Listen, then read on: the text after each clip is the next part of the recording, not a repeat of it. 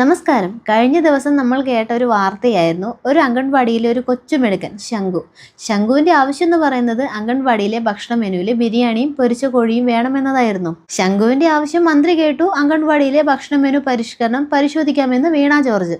ശംഖുവിന്റെ ആവശ്യം അംഗീകരിക്കാമെന്ന് പറഞ്ഞ ശ്രീമതി വീണ ജോർജിന് നന്ദി. എത്രയും വേഗം നടപ്പിലാക്കിയാൽ ജനങ്ങൾക്കും കുട്ടികൾക്കും സർക്കാരിലുള്ള മതിപ്പുണ്ടാകുമെന്ന് തീർച്ച. ഇനി കാര്യത്തിലേക്ക് വരാം.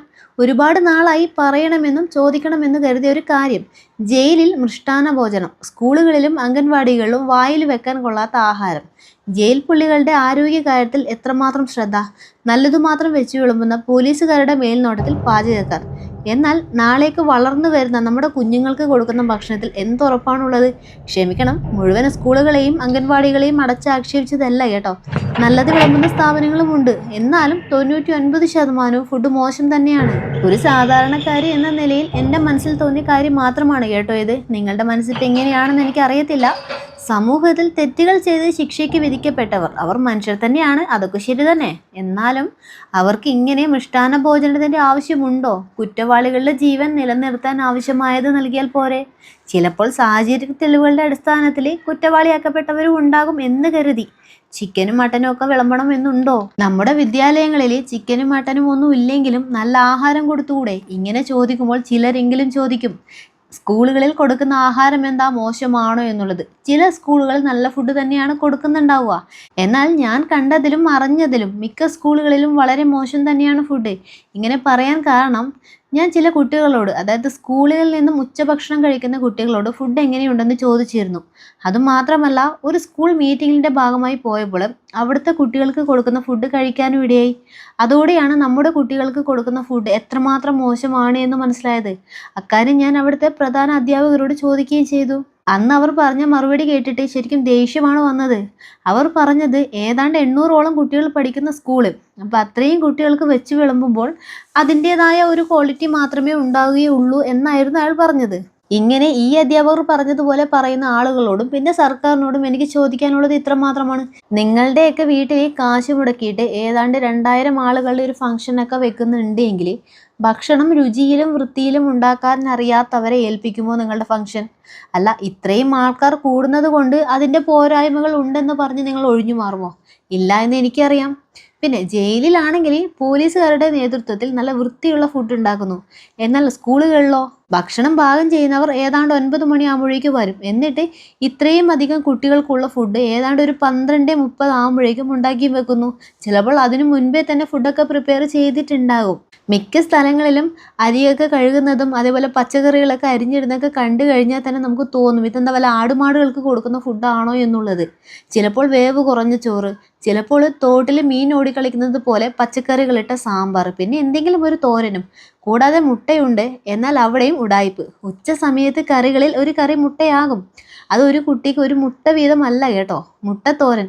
അവിടെയും ലാഭം. 800 കുട്ടികൾക്ക് 400 മുട്ട വെച്ച് തോരൻ. പിന്നെ പാലാണോ കുടിച്ചത് എന്ന് കുട്ടികൾ തന്നെ പറയണം. അല്ലാതെ പാല് കുടിച്ച പാത്രം കണ്ടു കഴിഞ്ഞാൽ വെറും വെള്ളം കുടിച്ചതുപോലെയാണ്. ഇതാണോ സത്യത്തിൽ പോഷക സമൃദ്ധമായ ആഹാരം? ചില ദിവസങ്ങളിൽ കുട്ടികൾ വൈകുന്നേരം വീട്ടിലെത്തുമ്പോഴേക്കും വിശന്നിട്ട് അവർക്ക് ഗ്യാസ് കയറിയിട്ടുണ്ടാവും. പിന്നെ വീട്ടിൽ നിന്ന് എന്തെങ്കിലും ഭക്ഷണം കൊടുത്തു കഴിഞ്ഞാൽ ഉടനെ തന്നെ കുട്ടികൾ ഛർദ്ദിക്കാറാണ് പതിവ്. ഈ ഒരു കാര്യത്തെപ്പറ്റി സ്കൂളിൽ പോയി ചോദിച്ചു കഴിഞ്ഞാൽ പറയും, ഇന്നലത്തെ ഇച്ചിരി വേവ് അങ്ങ് കുറഞ്ഞു പോയി എന്ന് പറഞ്ഞ് അവരങ്ങ് തടിയൂരും. നമ്മളൊന്ന് ചിന്തിക്കണം, രാവിലെ നമ്മുടെ മക്കൾ വീട്ടിൽ നിന്ന് കഴിച്ചിട്ട് പോയി കഴിഞ്ഞാൽ പിന്നെ ഏതാണ്ട് ആ ഒരു 12:30 ടൈമിൽ മാത്രമാണ് അവർ ആഹാരം കഴിക്കുന്നത്. ആ ഒരു സമയത്ത് കിട്ടുന്ന ഭക്ഷണം നല്ലതല്ല എങ്കിൽ ആ കുഞ്ഞുങ്ങളുടെ അവസ്ഥ എന്തായിരിക്കും? നമുക്ക് തന്നെ ചിന്തിച്ചാൽ പോരെ. നമ്മളിപ്പോൾ രാവിലെ ഭക്ഷണം കഴിച്ചു, പിന്നെ നമ്മൾ നല്ലപോലെ വിശന്നിട്ട് ഉച്ചയ്ക്കാണ് കഴിക്കുന്നതെങ്കിലും ആ സമയത്ത് കഴിക്കാൻ പറ്റാത്ത ഭക്ഷണമാണെങ്കിൽ നമ്മുടെ അവസ്ഥ നമുക്ക് തന്നെ അറിയാവുന്നതാണ്. പിന്നെ ഇത്രയും കുഞ്ഞുങ്ങളുടെ കാര്യം നമ്മൾ ആലോചിക്കേണ്ടതില്ലേ? അധികാരികളെ, സ്കൂളിലേക്ക് ഞങ്ങൾ പറഞ്ഞു വിടുന്ന കുഞ്ഞുങ്ങളെ കന്നുകാലിയെ കാണരുത്. നല്ല ആഹാരം കൊടുക്കൂ. വൃത്തിയിൽ വെച്ചുണ്ടാക്കാൻ അറിയുന്ന, ഉണ്ടാക്കുന്ന ഭക്ഷണ പദാർത്ഥത്തിൽ ശുചിത്വം പാലിക്കാൻ കഴിയുന്നവരെ അടുക്കളയിൽ നിയമിക്കൂ. ഇങ്ങനെ മിക്ക സമയങ്ങളിലും സ്കൂളിൽ പോയിട്ട് നിങ്ങളുടെ ഭക്ഷണം ശരിയില്ല എന്ന് അവിടെ പോയി പരാതി പറയുമ്പോൾ സ്കൂളിലെ ആൾക്കാർ പറയുന്നവരുടെ ന്യായമുണ്ട്. പണ്ട് പയറും കഞ്ഞിയല്ലേ ഉണ്ടാക്കാറുള്ളൂ, ഇപ്പോൾ ചോറും കറിയും തോരനും ഒക്കെ ഉണ്ടാക്കേണ്ടതുകൊണ്ട് സമയം തികയാതെ വരുന്നു. ഇന്നത്തെ കാലത്ത് കുട്ടികൾക്ക് പോഷക സമൃദ്ധമായ ആഹാരം വേണം എന്ന് പറഞ്ഞിട്ട് കുട്ടികൾക്ക് നൽകാനായിട്ട് സർക്കാർ ഉത്തരവുണ്ട്. അരി, പച്ചക്കറി, ധാന്യങ്ങൾ, മുട്ട, പാൽ എന്നിവയ്ക്കെല്ലാം ഫണ്ടും പാസ്സാകുന്നുണ്ട്. ഇതൊക്കെ ഉണ്ടായിട്ടും നമ്മുടെ കുട്ടികളോട് ചില സമയങ്ങളിൽ സ്കൂളിലേക്ക് തേങ്ങ, പച്ചക്കറി തുടങ്ങിയവ കൊണ്ടുപോകാനും പറയുന്നു. എന്നിട്ട് അവിടുന്ന് വെച്ചുണ്ടാക്കി കൊടുക്കുന്ന ഭക്ഷണത്തിൻ്റെ ക്വാളിറ്റി എത്രമാത്രം ഉണ്ട് നമുക്ക് അവിടുന്ന് കഴിച്ചാൽ മാത്രമേ അറിയാൻ പറ്റുള്ളൂ. ഇതിലും ഭേദം പണ്ട് നമ്മളൊക്കെ പഠിച്ചിരുന്ന സമയത്ത് പയറും കഞ്ഞിയും തന്നെയായിരുന്നു. അന്ന് എന്തെങ്കിലും ഒരു തൊടുകറി വീട്ടിൽ നിന്ന് കൊണ്ടുപോകും, വയറ് നിറച്ച് ഉച്ചക്കഞ്ഞിയും കുടിക്കും.